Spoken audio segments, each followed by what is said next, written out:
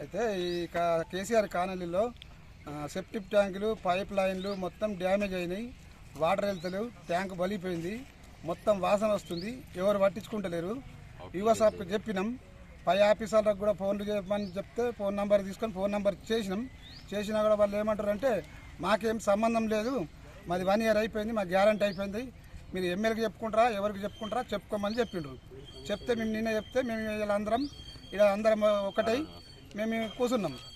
అయితే యువసాప్కు మళ్ళీ చెప్తే కూడా అదైతే మాకు సంబంధం లేదు, ఖాళీ గటేర్లు, కరెంటు, వాటరు, రోడ్లు మేము చేస్తాం, కానీ ఈ మాత్రం సెప్టిక్ ట్యాంకులు మేము చేయమని చెప్పారు. అందుకోసం మేము అందరం కాలనీ వాసులం అందరం నిర్ణయించుకొని ఈరోజు మేము ఇక్కడ కూర్చోవడం జరిగింది అందరి సమక్షంలో. ఈ పైపులు వలిగిపోతే మేము చేయించుకున్న కాడికి చేయించుకున్నాము, ఎంతగానో చేయించుకున్నాము, మాకు లేదనే కదా ఈ కేసీఆర్ కాళ్ళు ఇచ్చిండ్రు. మరి ఇవన్నీ అంటే మేము ఏడికెళ్ళి మాకు లేదానే ఇచ్చిండ్రు, మేము చేయించుకోవాలంటే ఎక్కడి నుంచి చేయించుకోవాలా? అట్లా తిందలి అదిలే కూలి చేసుకొని బతికేటోళ్ళం మేము, అవన్నీ చేయించుకోవాలంటే ఎక్కడి నుంచి చేయించుకుంటాము? వాసనకు పిల్లలకు బీమాలు రైతున్నారు, మేము ఎక్కడి నుంచి చూపించుకున్నాలా? మాకు అదే ప్రశాంత్ రెడ్డి ఉన్నవాడితే మాకు ఇప్పటిదాకా ఇవన్నీ బాధలే ఉండకపోతుండే. ఈ రేవంత్ రెడ్డి ఇవన్నీ చెప్తా అంటానని చెప్పి మాకు ఇవన్నీ మోసం చేసిండు. మాకు ఇవన్నీ కరెక్ట్ కాదు, మాకు ఖచ్చితంగా చెయ్యాలా.